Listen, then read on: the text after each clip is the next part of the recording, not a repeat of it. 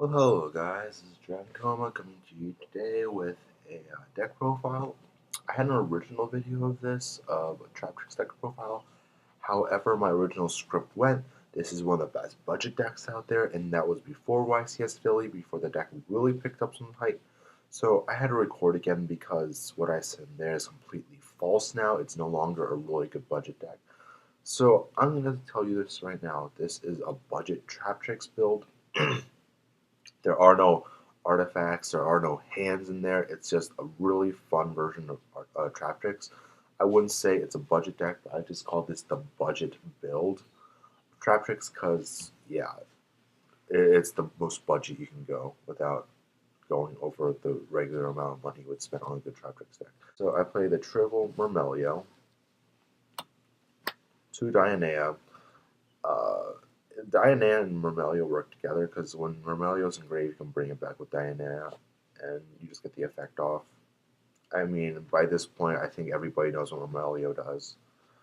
H2 Atrax, she's your beater, and yeah, she's your beater. You can activate Trapples in your hand. It's pretty nice. By the way, Mermelio is a searcher. I forgot to mention that. She lets you search your Trapples if you didn't know that. I'm sorry. I'm sorry. I'm kind of tired, just to be fair. I woke up at like 6:30 this morning just to record this for you guys. So one with Nepenthes, this thing, it has a lot of defense and has a really nice search ability or spam ability, which is what I like about her. So yeah, that's another reason. So that's a Traptrix lineup. Then I play, the engine is 2 Beatrons. This is the Verdant Sanctuary build, which is more budget, like severely more budget than the hand artifact Traptrix build. So you can just use Beatron to like span the field in a sense. 2 Lone Fire. Lone Fire just lets you bring out Diana for her recycling effect, or just or your Nepenthes as well.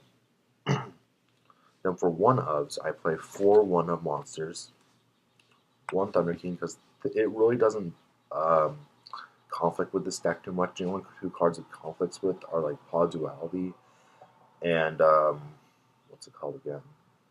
And a Mermelio. Most of the time, you're already gonna have the God in the Search off. Oh yeah, it also messes up with Verdant Sanctuary. I'm really sorry. I'm really tired this morning. Verdant Sanctuary, Mermelio, and Duality. But by that time, you already got their effects off before you play that, and nobody plays Thunder King Ryo while there's Verdant Sanctuary on board, or nobody plays Verdant Sanctuary and Thunder King Ryo. That's stupid. I play one Evil Home Thunderbird. This is just a deck staple in my opinion. Uh, it's just there to bait out things in a sense. It's just there just to prevent other monsters from being destroyed as well. And it can also hide, which is nice. It can just jump, which is really good. 1 Redox. There's a lot of targets in this deck for it to drop as well. All of the Traptrix monsters. And if you use the Monster Reborn effect, it's really useful. And then 1 Miss Valley Falcon. This one does not run Fiendish Chains, unfortunately, because it's a budget build, a so-called budget build, because, as I said, Traptrix are no longer really budget.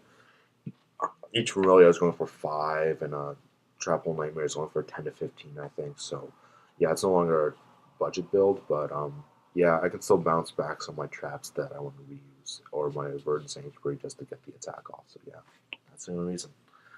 I don't play more than 1 because, as I said, this one doesn't run the Fiendish Chains or anything. And although you can make an argument I can play 3 without the Fiendish Chains, I prefer just 1 anyways. So, yeah. I play 16 monsters. So yeah, kind of small, but that's just how Traptrix go. Very small monster count, huge trap count, and spell count. So then I played the search engine of the deck, next to Elio, 3 Verdant Sanctuary. Basically, if you don't know what this card does, if an insect monster is destroyed, you can search your deck for an insect monster with the same level and add it to your hand. So that's very simple. If Mermelio is destroyed, you can bring out Beatron, Atrax, Nepenthes, Diana, whatever you want to do. Just go to your Xyz. From there, I played triple MST. MST is just You hate back row in this deck. You absolutely want to get rid of back row in this deck. The most important thing in this deck is to get your Myrmelio, let Myrmelio hit the board. And for this deck, I play an immense draw engine. Immense draw engine. You may not think it's that bad, but it's pretty bad because the consistency in this deck isn't bad at all, but sometimes you just need the extra consistency. So I play double power duality. Duality lets me search for the things that need to be searched in a sense, or just get not really search, but just lets me get more consistent cards into my hand. I don't know if that makes sense to you, but I hope it does. 2 Upstart Goblin. As soon as you get combo pieces and control walk down, then your opponent's screwed. 1 day a piece. This card's not that used anymore, but I didn't want to put a 3rd Upstart Goblin in here, primarily because I would give my opponent too much life points, and sometimes they can actually win of that because I tested this deck before. 3 Upstart Goblins was good. I loved it, but I can never defeat my opponent. It was pretty bad. It would take forever, anyways.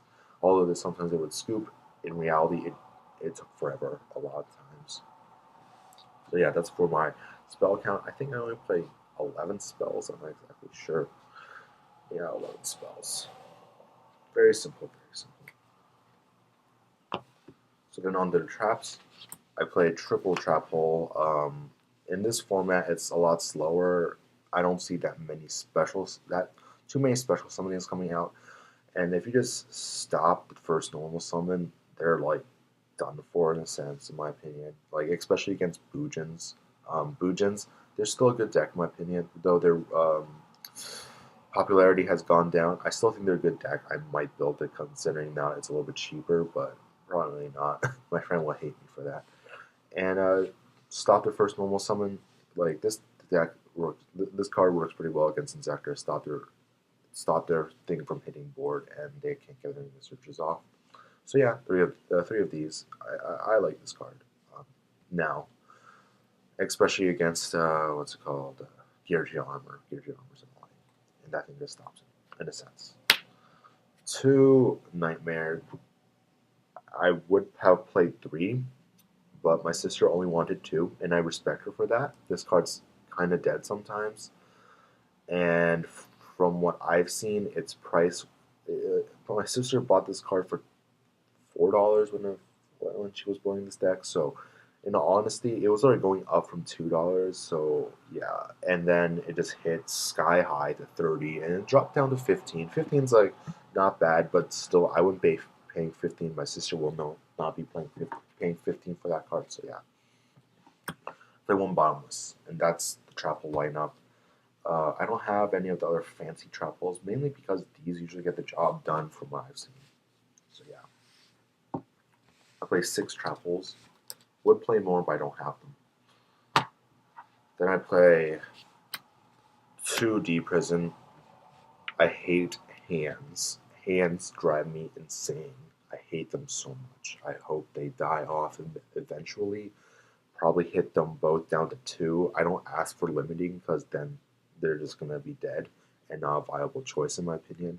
So just hit them down to 2. But right now, when they're at 3, the thing you should do is play the D-Prisons. D-Prison will banish them. First of all, they won't get the attack through. And second of all, their effects can't activate. So yeah, this is a good card, like especially against those hands. I don't know why people stop playing D-Prison. I haven't seen people play D-Prison for a while, but D-Prison's just a good card. I really think people should start playing it again. So yeah. 2, Call of the Haunted. I originally was playing 3, but that just got super inconsistent. So the reason why I even bother playing the Call of the Haunteds is, first of all, you can get Myrmelio's effect off to search, not search, to pop the back row if she's special summoned. And second effect, the second thing about this card is that you can get Beatron to like destroy and special summon. And for the 1-ofs, I play 1 Dark Bribe. You need to get your trap holes off. End of story. I don't care if they draw, just need to get the trap holes off. Black Horn of Heaven, I would get a second one, but so expensive right now, like $13, $14. It was only like going for about $5 or $6, but now it's like $13, $15. So I'm not going to pick those up anytime soon. And a compulsory because I still love compulsory. It's similar to trap hole, except it bounces them back to their hands. So yeah, deck. The extra deck is not budget by any means, so you don't have to pay attention to my choices. The two cards that I do want to play in this deck, but I just don't have the money for, are Exodus Knight and 101. You know why I won't play them. If you have ever watched my deck profiles, they're all really, really budget for the most part. So I'm playing 2 Utopia. This card's no longer as good as it used to be, but whatever. I'll still be playing 2 of these in this deck. You can stop the hands from attacking. That's the most important thing, in my opinion, to stop the hands from attacking. They can't do anything then. One Master Key Beetle, one Thanatos, same reason, and it prevents itself from being destroyed, so it's those stupid hands.